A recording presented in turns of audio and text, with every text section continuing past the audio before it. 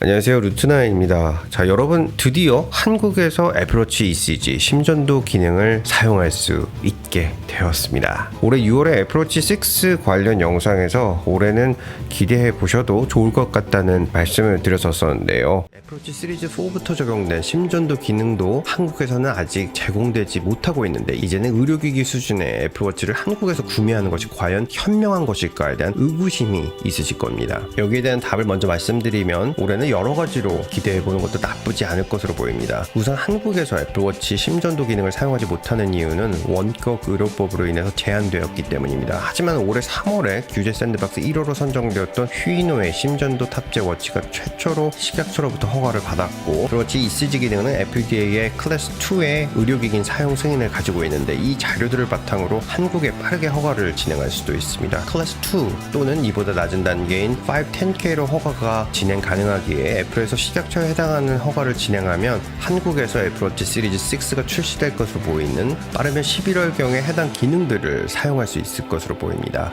애플워치 구매 포인트는 매우 간단합니다. 한국에서 정식으로 이러한 기능을 사용하실 수 있는 것이 확정이 되면 그때 결정하는 것이 가장 현명한 선택이 될 것입니다. 5월 24일자로 식품의약품안전처 GMP 인증이 통과된 자료를 확인한 게 결정적이었던 것 같습니다. iOS 14.2와 WatchOS 7.1으로 업그레이드 하시면 사용이 가능하십니다. ECG는 일렉트로카디오그램의 약자로 심전도, 즉 부정맥을 측정할 수 있습니다. 단순히 심박수를 측정하는 것과는 차원이 다르다고 할 수 있고, 또 심전도는 기존에는 원칙적으로 의사 처방이 있어야 할 수 있었기 때문에 병원에 내원해야 했었는데요. 심혈관 질환을 가지고 계신 분들은 물론이고 해당하는 가족분들까지 상당히 불편함을 감수하셔야 했었습니다. 미국의 경우에는 환자당 의료 서비스 접근성이 한국에 비해서 매우 떨어지기 때문에 원격 의료 장비들이 매우 발달해 있습니다. 애플워치 4에 ECG 기능이 추가되면서 FDA에서는 이를 클래스 2로 승인해 주었었고, 처방전 없이 해당 소프트웨어 사용 승인을 해주었는데 조건이 있었습니다. 첫 번째,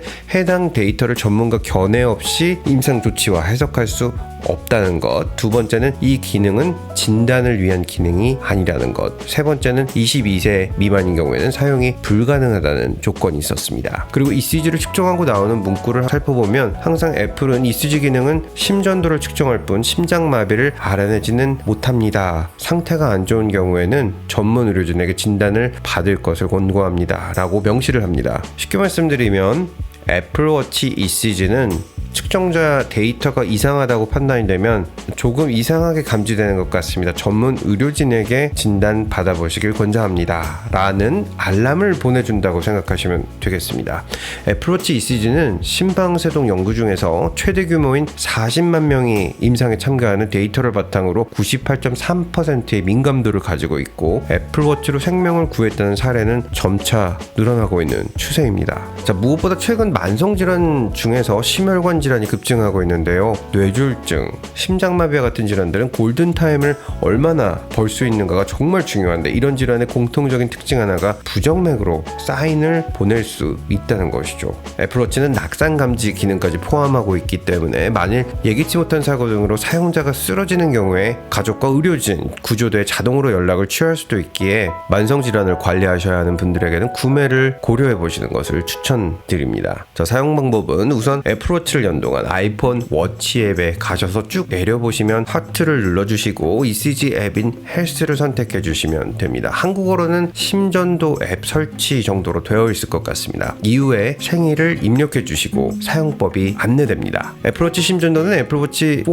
이상 버전에서 사용이 가능하며 애플워치 SE에서는 작동되지 않습니다. 애플워치로 가셔서 심전도 앱을 눌러주십니다. 빨간색 심전도 그래프 모양인 심전도 앱입니다. 측정은 너무 간단합니다. 양팔을 탁자에 올리시거나 무릎에 올리시고 편안한 상태에서 30초간 워치 크라운에 손가락을 올려주시면 됩니다. 움직이시거나 하는 경우에는 측정이 중간에 끊겨서 다시 측정될 수도 있습니다. 편안한 자세로 30초만 기다려주시면 됩니다. 측정이 완료되면 애플워치에서는 측정 내용이 나오게 되고, 애플워치는 심장마비 신호를 체크할 수 없습니다. 본인 상태가 나쁘다고 판단되면 응급의료 서비스로 연락을 하십시오 라는 사인이 보이고, 이곳을 누르면 해당 국가 구조되어 설정된 가족에게 연락되게 됩니다. 컨디션이 안 좋은 경우에는 증상을 추가로 입력해 두셨다가 주치의와 상담할 때 활용할 수 있습니다. 이후에는 아이폰의 헬스 앱으로 가셔서 측정값을 확인하실 수 있습니다. 또한 PDF 파일로 주치의에게 바로 보낼 수도 있습니다. 확인하실 때는 헬스 앱으로 가셔서 ECG 파일을 누르고 들어가실 수도 있고, 워치 앱에서 다시 하트를 누르고 ECG 측정값을 헬스 앱에서 보기 버튼을 눌러주시면 됩니다. 애플워치 ECG는 크게 4가지로 구분된 결과를 말해줍니다.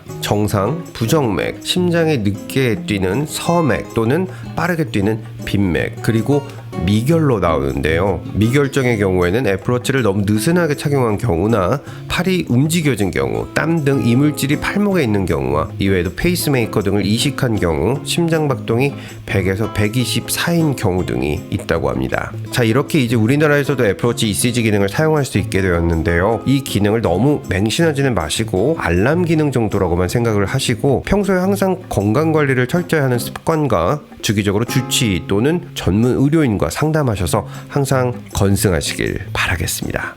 감사합니다. 보스턴에서 루트9이었습니다.